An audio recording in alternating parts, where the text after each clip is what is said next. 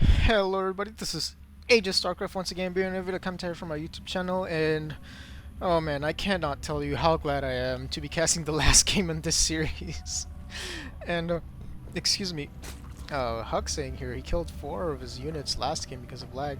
That is definitely a little bit unfortunate, but I mean, Dimaga did kind of have the upper hand. If you have not seen game number 6, you definitely need to go watch it right now. You need to stop because this is a series of games. This is a best of 7, and this is game number, well, you probably see it in the description now. This is game number 7, so you need to stop right now and go check out what happens in the other games, because I am warning you right now, I am most likely going to spoil something for you from the other games in this cast. So you need to stop right now, you need to go watch what else is going on in the game, and yeah, that's pretty much it for that. So for the warnings, and HuK here doing the standard opening 9 pylon build, nothing more standard than that for a Protoss player.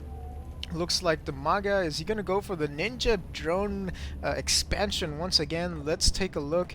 But while we wait for that, I just want to say, oh man, I'm so tired. This is so many games. It's been, each game has been like 25 minutes long average, and wow, Dimaga looks like he was, I guess he didn't go for that Gosu hatchery, ninja hatchery over here. And HuK being a little bit more wary, because in the last couple of games, I mean, he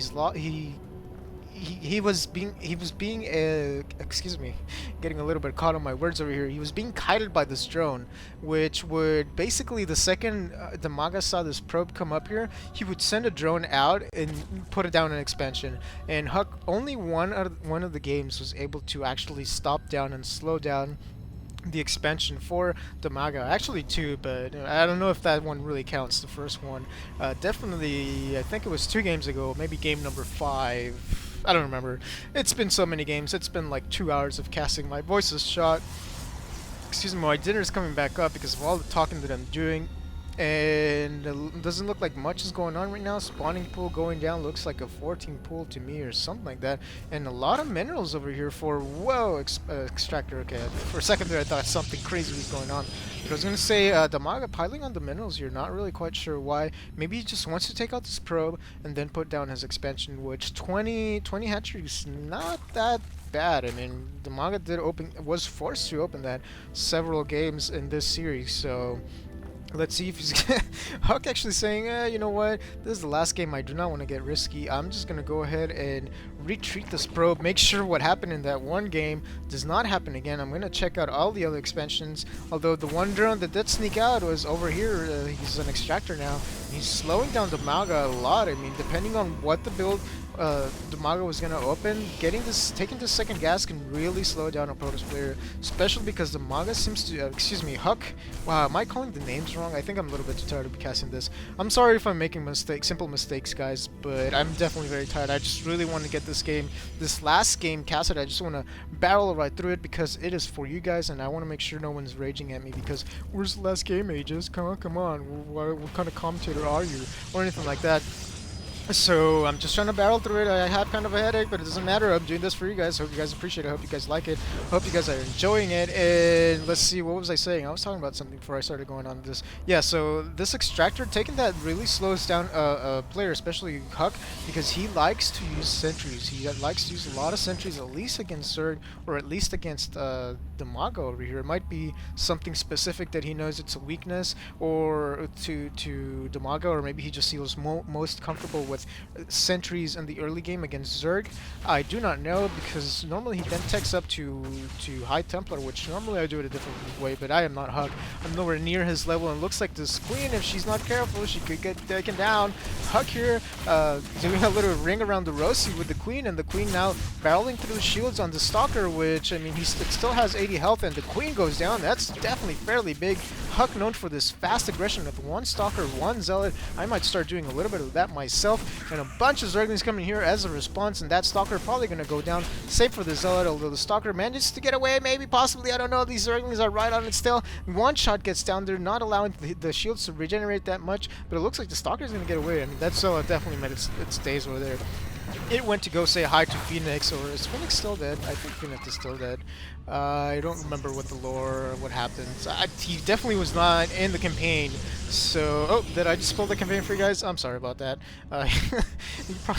If you don't know who Phoenix is, don't even worry about it. And HuK here, starting to constrict this movement over here to avoid future struggling drive-bys, which is something you're definitely going to be very careful with.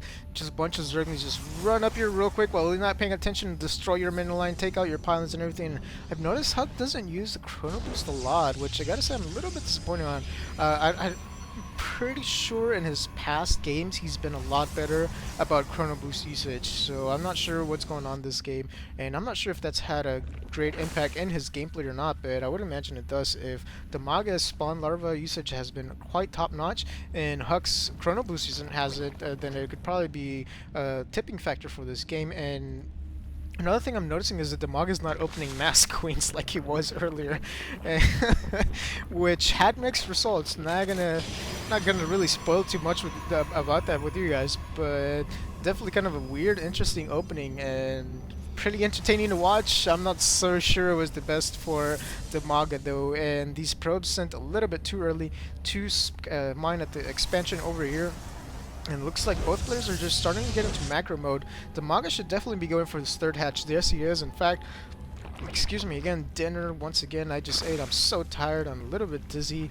I'm probably calling players the wrong names, calling the units the wrong names. My voice is shot, but I'm here for you guys. I'm barreling through all of this just for you, so I hope you appreciate it. You guys really love me. I'm just kidding. I'm doing it because I love you, obviously. And it looks like Zergling is going to start running over here, and speed has been researched, and not going to do a lot of damage. They're kind of just scouting Zerglings, and they need to get out of here or possibly go for the probes like they are. I mean, a couple of probes that get taken out is definitely cost efficient for a couple of Zerglings, but it looks like it's not going to be because they're going to get trapped and surrounded over here, although using the retreat option over here as well. I keep saying over here, over here, over here, over here, over here, guys, over here. Anyway, what was I saying? Yeah, these Zerglings, I mean, if 4 Zerglings are able to take out 2 probes, they've paid for themselves. So that was 6 Zerglings, I think, and they took out, what, 2 probes? So kind of, and, you know, ish. I wouldn't really say it was worth it, but it's definitely nice to see what the opponent is up to. And Hydralisk already out for Dimaga over here. Definitely crazy, crazy stuff. Double evolution chamber being hidden over here, so I mean there are no observers on the map for HuK, and it looks like HuK's gonna go for a little bit of aggression, but he's got to be careful. These Hydralisks, I mean, trapping them as force field, great things, but the Zealots were kind of in the back, and now the Zealots getting stuck over here in the same force fields that HuK was using as for his defense. And now, wow, oh my goodness, Dimaga's in a lot of trouble here. Lost all of his Hydralisks by beautiful force field placement, splitting the Hydralisks, forcing them to retreat. And oh my goodness, this game is gonna get so intense right now because Dimaga is certainly behind.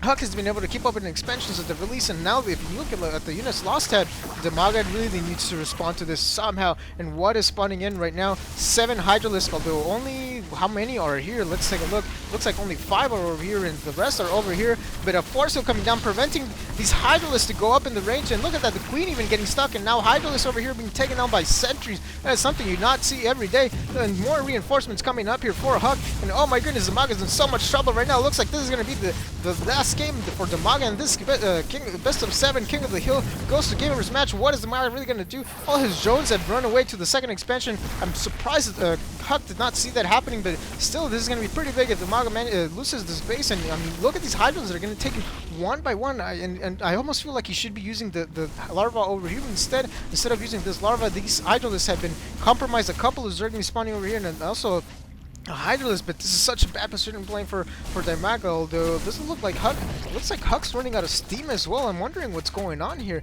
Not a lot of reinforcing units. I gotta say, this is when Chrono Boost usage starts falling apart. I mean, if you're not using this on the gateways, HuK can definitely afford to produce more. It looks like he's switching to double robotics facility, which, I mean, he definitely is ahead. He definitely can pull this off, but he has to be careful. You cannot tech too heavily. He dealt a huge blow to Dimaga right now, but does he know? He should know by this creep that expansion is down there, and looks like Forceful is coming down here to save these Zealots, being able to reinforce them with these Stalkers, although the Stalkers kind of just running back and forth, not really sure what they're doing. But what else? Where is the there's got to be the robotics bay going down somewhere. Where is it? And those probes there, what happened? Did you see that?